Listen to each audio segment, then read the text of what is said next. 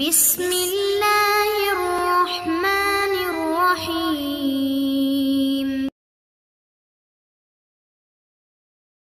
আসসালামু আলাইকুম ওয়া রাহমাতুল্লাহি ওয়া বারাকাতুহু। আপনারা দেখছেন ইসলামিক ইউটিউব চ্যানেল কুরআনী রুকিয়া। আমি সঙ্গে আছি মাওলানা কাজী মিজবাউল হক। আজ যে প্রসঙ্গে কথা বলবো, জাদু কবরের মধ্যে, যদি কবরের মাঝখানে যদি কাউকে জাদু করা হয়, করণীয় কি? অনেক সময় আছে কবরের মাঝখানে যে জাদু করা হয়ে থাকে, ম্যাক্সিমাম মানুষকে আক্রান্ত করার জন্য কবরের ভিতরে, বর্তমান বেশিরভাগই কবরের ভিতরে জাদু করা হয়। এটা একটু ভয়ানক, শক্তিশালী হয়ে থাকে। অনেক সময় মানুষের, মরা মানুষের গোসলে যে পানি দ্বারা করা হয়, আপনারা শুনলে আশ্চর্য হবেন। কাপড় দ্বারা করা হয়। মরা মানুষের, মৃত ব্যক্তি গালের ভিতরে জাদু দ্রব্য রেখে দিয়ে জাদু করা হয়। মরা মানুষের কবরের মাটির মাধ্যমে মাটি এনে জাদু করা হয়। কবরের ভিতরে জাদুর দ্রব্য রেখে জাদু করা হয়। বিভিন্ন, বলতে গেলে অনেক বড় ভিডিও হয়ে যাবে, আপনারা আশ্চর্য হয়ে যাবেন যে কি কয়, এইভাবেও জাদু করা যায়? এভাবে সম্ভব, অনেক কিছু সম্ভব। আমরা অনেক সময় মানুষের জাদু করা থাকে, বিভিন্ন জাদুর আলামত থাকে, জাদু করা থাকে।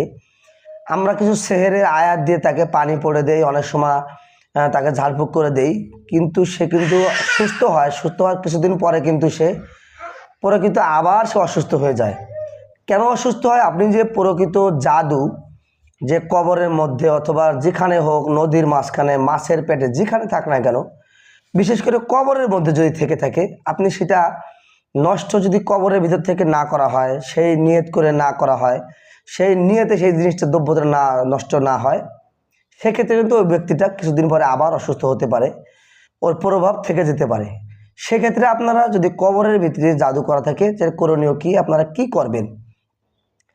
আপনারা যদি কোনো রুগী, আপনি যদি মোতাবির হয়ে থাকেন, আপনার যদি কোনো রুগীর এরকম হয়ে থাকে যে তাকে কবরের ভিতরে জাদু করা হয়েছে, তো কবরের ভিতরে জাদু করা হয়েছে, অনেক মোতাবির বুঝতে পারে না যে আমার এই রুগীটা কবরের ভিতরে জাদু করা, সেটা আমি কিভাবে বুঝবো?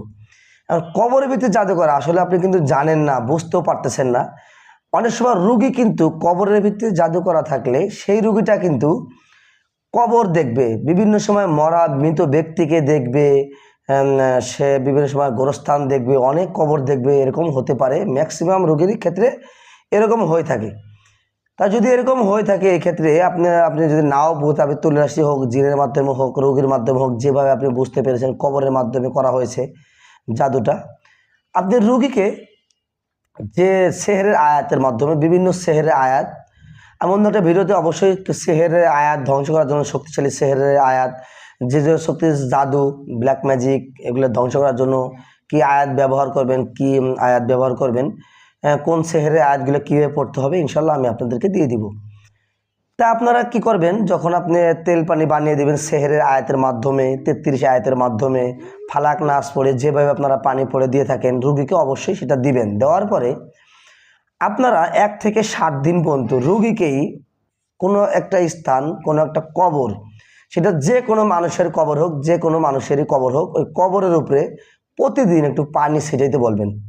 আর যদি এরকম অবস্থা না হয় যে কবর কোথায় পাবো, সেক্ষেত্রে সে যেন কবরের নিয়ত করে কোনো একটা স্থানে, একই স্থানে 7 দিন যেন কবর স্থান নিয়ত করে, যে কবরে করা হয়েছে সেই একই স্থানে প্রতিদিন 7 দিন যেন ওই পানিটা ছিটায়, এবং এই পানিটা সে খাবে এবং 21 দিন গোসল করবে।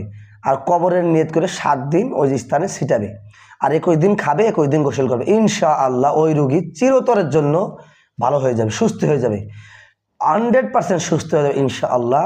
আল্লাহর প্রতি তাক্কুল এবং ইয়াকিন রাখেন, বিশ্বাস রাখেন। আল কোরআন দিয়ে সব কিছু সম্ভব, কোরআন দিয়ে সব সম্ভব, যা অন্য কিছু দিয়ে সম্ভব না। ভিডিওটি ভালো লেগে থাকলে অবশ্যই শেয়ার করে দিবেন, লাইক দিবেন, কমেন্টে জানাবেন কোন রকম ভিডিও চান, অবশ্যই দেওয়া হবে ইনশাআল্লাহ। আসসালামু আলাইকুম ওয়া রাহমাতুল্লাহি ওয়া বারাকাতুহু।